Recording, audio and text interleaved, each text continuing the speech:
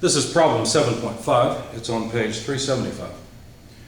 There's a figure that's given, figure P 7.5, and the only statement is determine the internal forces at point J when the angle alpha is 90 degrees.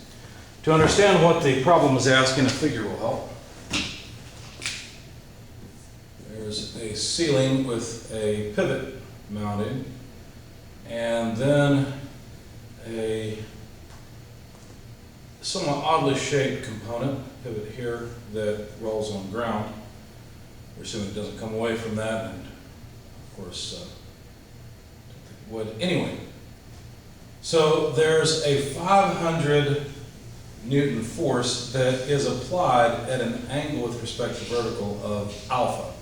And of course, that alpha is what was given. It was given as 90 degrees. So in other words, this 500 Newton force is just horizontal.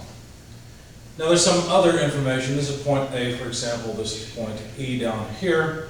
Point J is on the vertical portion of this member and is 100 millimeters down from A.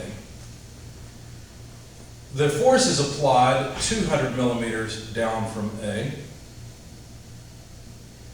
And despite my poor drawing here, there's only 200 more meters to get down to E. 200 millimeters. And then the spacing between the point of application force and the vertical line that J rests upon, or be found in, is 150 millimeters. And then to get over to E, there's a further 200 millimeters. So the horizontal distance between J and E is 200 millimeters. Now, the angle of this section of the arm is 30 degrees. Okay? So, let's take a free body diagram of this system first. We've got AY reaction, AX. Obviously, any reactions that I don't have to deal with, I'd like to avoid. There can only be a horizontal reaction at E because of the roller. And there's the arm here with the 500 Newton force. Okay. Now, summing forces in the vertical direction suggests that AY is just 0. So that's an easy one. But what's more interesting is to sum moments about point A taking counterclockwise as positive. Because the question is to find internal forces at J. J is about here.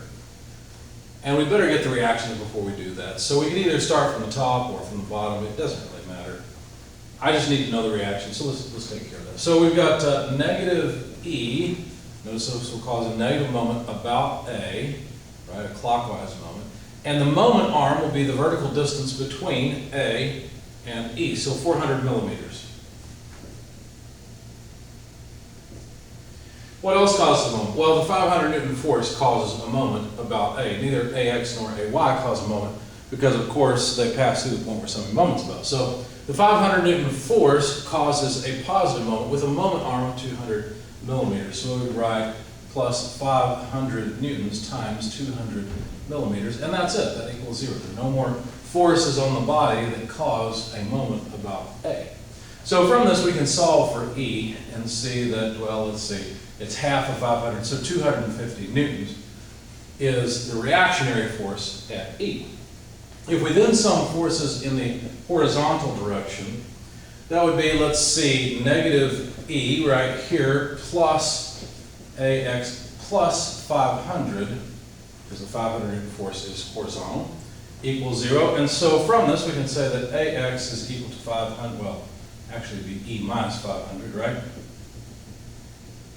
E is 250, so AX is 250 newtons as well. Okay.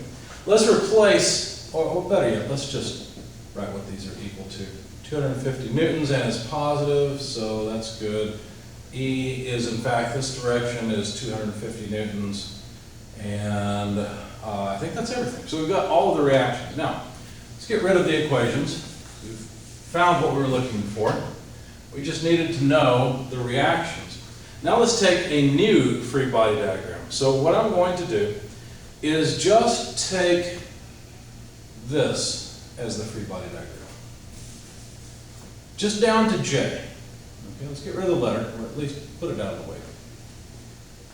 And what has to happen at J? Well, there must be some internal force, right? If AX is, let's see, is that the body I chose? 50 newtons.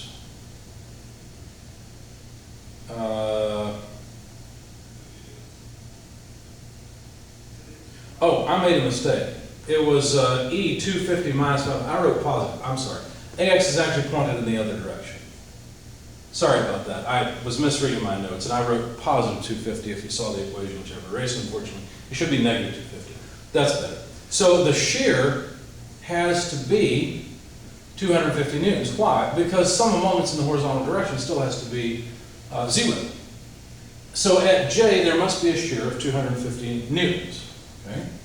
That's one of the internal forces at J, but there also must be a moment. If we sum moments about A, this shear will tend to try and cause counterclockwise rotation, so there must be a moment in the opposite direction, in a clockwise sense, that counteracts it. How much must it be? Well, it must be equal to the shear times the moment arm. So we just need the distance between A and J, which is 100 millimeters. So 250 newtons multiplied by 100 millimeters gives a moment of 25,000 Newton millimeters, or better yet, 25 Newton meters.